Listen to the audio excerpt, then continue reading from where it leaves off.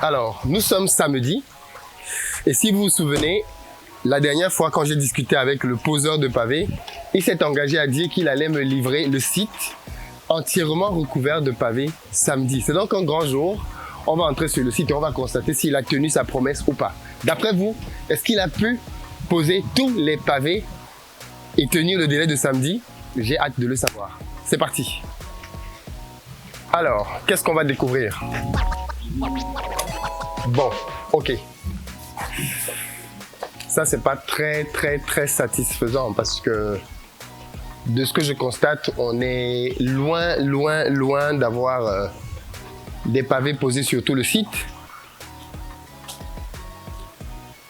Est-ce qu'on a même fait, on n'a même pas fait un tiers du travail. Donc là, je vais l'appeler pour qu'il vienne nous expliquer pourquoi est-ce qu'on en est là. Mais clairement, on n'a même pas fait un tiers du travail et c'est... Bon, alors, à sa décharge, il a quand même une situation atténuante, c'est que les pavés et les briques rouges que vous voyez là n'ont pas été livrés à temps. Donc, il a dû passer au moins une demi-journée à attendre que le complément de briques rouges soit livré. Je vous en ai parlé dans le précédent épisode. Le fait que le mec qui nous livrait ces briques avait pris du retard dans la livraison. Et pire, il voulait même encore prendre davantage de délai pour ne pas livrer à temps. J'ai dû lui mettre la pression énormément pour qu'il livre. Mais pendant ce temps, effectivement, il ne travaillait pas.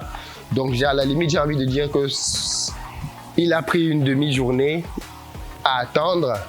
Soyons même indulgents, disons qu'il a perdu toute une journée entière à attendre. Ça voudrait donc dire que normalement, ce qui doit rester comme quantité de pavés à poser, s'il devait tenir le délai du samedi, doit équivaloir à une journée de travail. Puisque aujourd'hui, la journée de travail n'est pas terminée. Il est en train de travailler là probablement. Je ne sais pas jusqu'où il va aller. Mais là, on n'a même pas encore fait le tiers du site. Et je doute qu'au terme de cette journée, il ait terminé suffisamment pour qu'on puisse avoir uniquement du travail pour une seule journée restante. J'en doute vraiment. Bon, je constate quand même aussi que tout ce qui est sorti d'eau est prêt. C'est-à-dire tout ce qui est sorti d'eau est prêt. Tout ce qui est vert là. Donc là, quand vous voyez ce genre de choses, ça c'est pour des caméras. Donc ça, ce sont les dispositifs pour poser les caméras qui vont surveiller complètement l'espace. On attend juste que les pavés soient entièrement posés justement pour que les poseurs de caméras, il y en a plusieurs là, puissent venir. On a une autre ici. Là. Donc, on va avoir des caméras et puis on va mettre là au-dessus des fils barbelés électrifiés au cas où quelqu'un s'amuserait à vouloir pénétrer de manière frauduleuse sur le site. Et ici, bien évidemment, comme on va le voir là-bas, on va mettre ici simplement des prises électriques qui vont permettre de brancher des appareils qui permettront par exemple de mettre des machines du genre Karcher ou autres machines que l'on veut utiliser pour le nettoyage des véhicules. D'ailleurs, il faudrait que je valide avec lui que le fait qu'on va laver les voitures ici constamment ne va pas déranger le mécanisme qu'il est en train d'utiliser. Donc au final, on va avoir quelque chose comme ceci. C'est-à-dire, on va avoir quelque chose comme ça. Donc on va avoir des prises comme ça, ok? Donc les murs, finalement, je pense que l'idée de mettre des plantes grimpantes n'est pas pertinente parce que ça va ramener beaucoup de bêtes. Et la dernière chose dont on a besoin ici, c'est que des bêtes entrent dans des voitures. Vraiment, c'est la dernière chose dont on a besoin. Donc on annule cette idée et on va simplement mettre de la peinture. C'est tout. Voilà. Alors l'autre truc sur lequel j'hésite vraiment parce que c'est un budget, je me demande, est-ce qu'on ne démarre pas avec les véhicules là, sur le parking, en plein air, ou alors il faut absolument, avant de démarrer, de faire les toitures qui vont protéger les voitures du soleil et de la pluie. Parce que là aussi, c'est un autre investissement. Et moi, je me dis à ce stade-ci, il faut que l'argent rentre. Il faut que l'argent rentre. On a beaucoup dépensé pour préparer les conditions de travail. Et dès qu'on peut commencer à rentabiliser, il faut que l'argent rentre. Même cette peinture, je pense que je vais la faire après. Je pense. Je ne suis pas encore sûr. Je pense que je vais la faire après. Parce que là, la priorité, c'est que les voitures entrent et qu'on commence à gagner de l'argent. Donc, dès qu'on finit les dalles ici et que le bâtiment de travail est prêt, on va faire entrer les voitures pour pouvoir commencer à bosser. Et donc, je me dis, des trucs comme la peinture ici, on peut le faire plus tard. Des trucs comme comment j'appelle ça? Les toitures que l'on va mettre tout autour. pour pouvoir protéger les voitures, on peut les mettre plus tard. Mais est-ce que c'est pertinent? Parce que là aussi, c'est toujours l'équilibre à avoir en fait entre l'économie et la fausse économie. Qu'est-ce qu'une fausse économie? C'est une économie que tu fais mais qui va te coûter plus cher plus tard. Donc, est-ce que le fait que les voitures soient exposées au soleil et à la pluie est vraiment si nuisible que ça au point où il faudrait qu'on mette rapidement une toiture, ou alors c'est quelque chose qu'on peut faire dans 1 mois ou dans 2, en sachant qu'on est en pleine saison des pluies maintenant et donc que les voitures qu'on va poser ici vont être soumises à la pluie chaque jour quasiment et au soleil, puisque quand la pluie s'en va, le soleil vient. Donc, c'est vraiment une question pour laquelle j'ai besoin de votre avis. Dites-moi ce que vous pensez. Est-ce que c'est une bonne économie et de se dire on lance d'abord, on démarre et après boum, on passe à autre chose. Alors, sans plus tarder, je vais essayer de joindre le monsieur des pavés parce qu'en plus, ce qui est bien avec lui quand même, c'est qu'il se donne à fond. On peut lui reprocher 2, 3 petites choses, mais il est volontaire. D'ailleurs, il dort sur le site pour vous dire à quel point il est motivé. Il dort sur le site, il bosse sur le site. Les pavés ont été livrés ici hier soir. Je suis venu moi-même pour les décharger. Chef, j'ai besoin de tes lumières, s'il te plaît. Et je l'ai vu vraiment être impliqué pour décharger les pavés, ainsi de suite. J'ai 2, 3 questions à te poser. La première, c'est que tu nous avais annoncé que samedi, tu allais livrer ton chantier. On est samedi. Il est quelle heure? 14 heures. Je n'ai pas l'impression que ton chantier est prêt. Donc, comment ça se passe? Déjà, pourquoi est-ce que tu ne livres pas samedi comme prévu?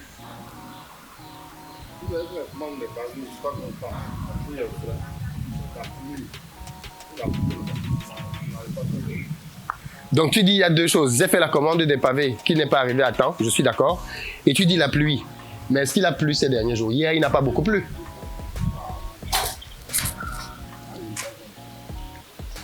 Est-ce que hier, il a beaucoup plu? Hier, il n'a pas beaucoup plu. Avant-hier non plus. Hier, il n'y avait pas les pavés, effectivement.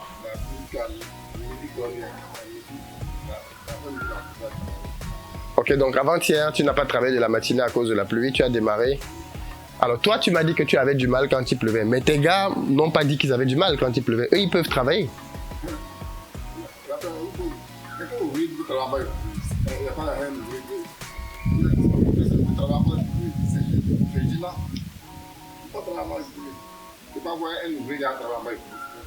Donc quand il pleut, on arrête de travailler. D'accord. Ok. Bon, donc du coup là maintenant, comment ça va se passer? C'est quoi les nouveaux délais alors?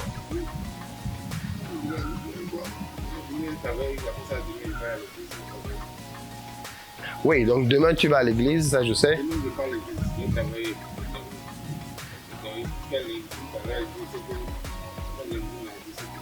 Donc tu penses qu'entre lundi, maximum mardi, tu auras terminé? Le site sera livré? Au plus tard, le mardi, le site sera livré.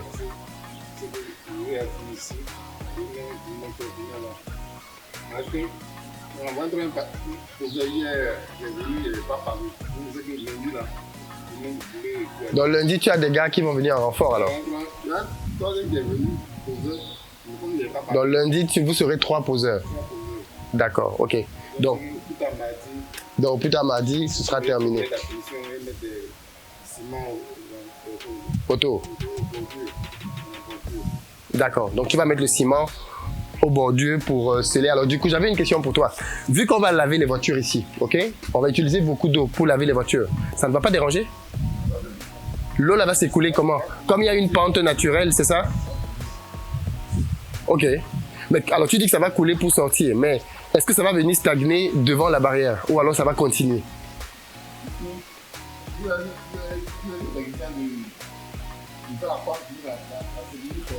Oui, au niveau du portail, oui. Oui.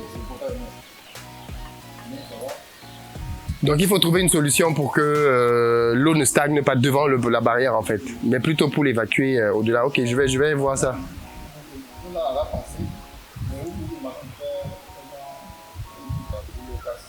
Ok, donc le maçon doit trouver une solution pour que l'eau sorte et qu'elle tienne. Ok, on a un nouvel engagement, ce sera mardi. Dernier délai pour livrer. J'espère. Alors maintenant, du coup, tu dis ça, mais s'il pleut, s'il pleut, puisque manifestement, dès qu'il pleut, on est en pleine saison des pluies, donc il pleut tous les jours.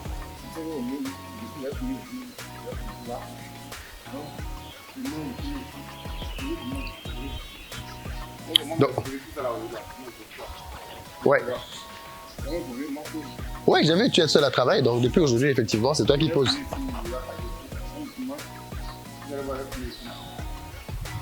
Donc aujourd'hui, ton objectif, c'est de finir ici, c'est ça? Tu vas commencer la deuxième bande. Ok, donc tu vas terminer cette rangée et tu vas commencer. Alors tes rangées là, c'est combien de mètres en fait? 2 mètres. Je pense que c'est un peu plus que 2 mètres. Hein. Peut-être un peu moins de 3, mais... Ouais, c'est un peu plus de 2 mètres. Ok. Ok, donc, et ça, c'est ton objectif pour demain? Ok, demain, tu seras ici. Ok. Et lundi, avec tes 2 gars en plus, vous allez enchaîner pour aller vers la fin. Ok, d'accord, très bien. Ben écoute, vivement que tu tiennes l'objectif de mardi. Et comme ça, on se sépare dans la paix, en espérant se revoir pour d'autres opportunités. Tu m'as expliqué que alors parce que ça c'est très intéressant, venez voir d'ailleurs. Tu m'as expliqué que après avoir posé comme ça tes pavés, tu mettais dessus du sable, c'est ça? En fait, tu vas fermer tous les joints avec du sable. D'accord. Donc en fait c'est ça. Ok, d'accord. En fait c'est ça le but du sable, c'est que en mettant du sable comme ça entre les différents pavés, tu condamnes en fait, tu les lies en fait, c'est ça. Ok, d'accord. Donc en fait c'est ça. Ok. Donc vous voyez là il y a des. Mais vu que cette solution marche, pourquoi est-ce que des gens préfèrent mettre du béton qui condamne définitivement? Non, la plupart c'est pour faire quand vous voilà, on va voir la barrière, mais pas seulement. La barrière, c'est ça qu'on a fait et tout à l'intérieur. Voilà, voilà, il y a des ciments pour faire les gens. La plupart dans les coups là, bon, la plupart c'est la terre. Donc la plupart du temps, les gens utilisent plutôt du sable. Même sur les voies là où les voitures roulent, là, ce n'est que du sable.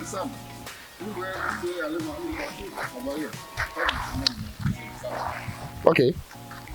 Et donc voilà comment est-ce qu'on lit les... Peut-être que vous vous posiez la question, voilà comment est-ce qu'on lit entre eux les différents joints. On met du sable. Et après, c'est solidement fixé.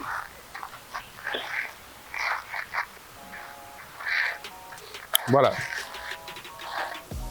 Ok. Ben écoute,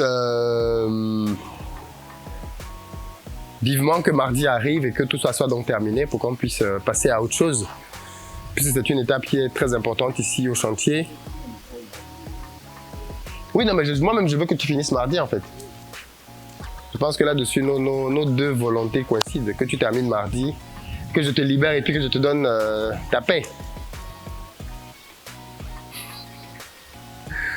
Tu ne dis rien. Faut que je te donne le reste de ta paix, non? Oui, je suis d'accord. Plus vite tu finis, plus vite je te paie, plus vite tu vas sur un autre chantier et tu démarres autre chose ailleurs. On est d'accord là-dessus. Donc tout le monde gagne à ce que ça aille beaucoup plus vite. Voilà. Donc une fois de plus, vous voyez qu'on est victime des aléas. La météo, la pluie, on n'y peut rien. Ça me surprend un peu quand même que quand il pleuve, qu'on ne travaille pas alors qu'on est dans des pays pluvieux.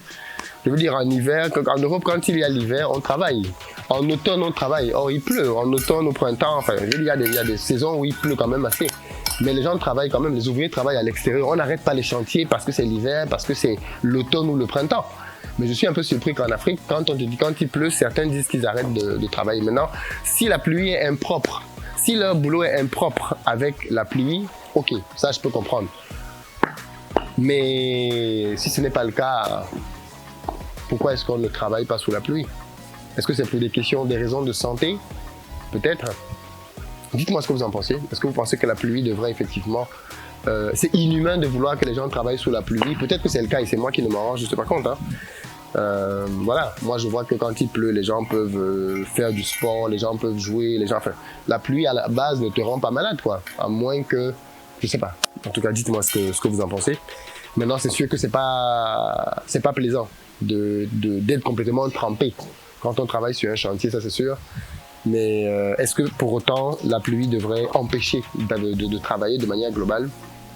Peut-être que c'est moi qui suis voilà, complètement à côté de la plaque. Dites-moi ce que vous en pensez. Ok, en tout cas, on se donne rendez-vous ici mardi pour voir la suite de ce sujet-là. Les pavés qu'on a reçus ne sont pas suffisants. J'ai mis la pression pour qu'il me fasse une livraison. Du coup, il m'a fait une livraison partielle. Mais il reste très peu. Il reste à peine 50 mètres carrés. Donc, du coup, le reste des pavés, il va les envoyer lundi. Donc, comme ça, ils auront tout ce qu'il faut pour pouvoir terminer mardi sans aucun problème.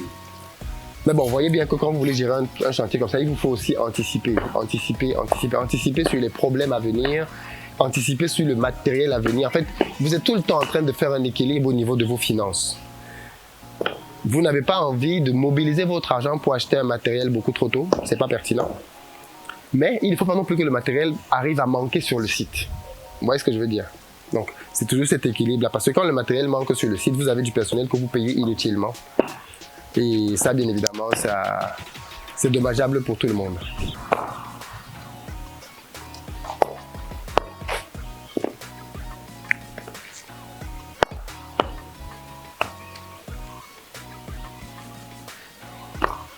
Quand ça casse comme ça, on doit lui dire non pour qu'il remplace.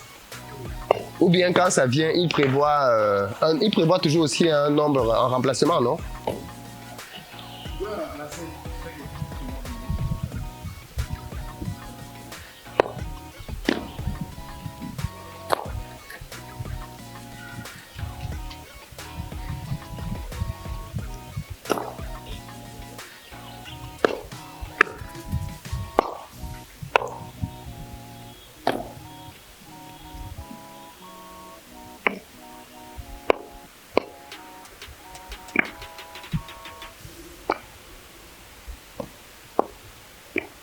Nous arrivons au terme de cette nouvelle capsule entrepreneuriale qui vous montre les réalités du business en Afrique.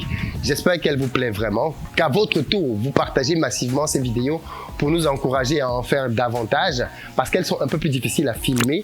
Et bien évidemment, c'est aussi à vous de nous encourager en commentant, en partageant massivement ces vidéos pour que les gens viennent et que l'on puisse partager cette belle aventure ensemble.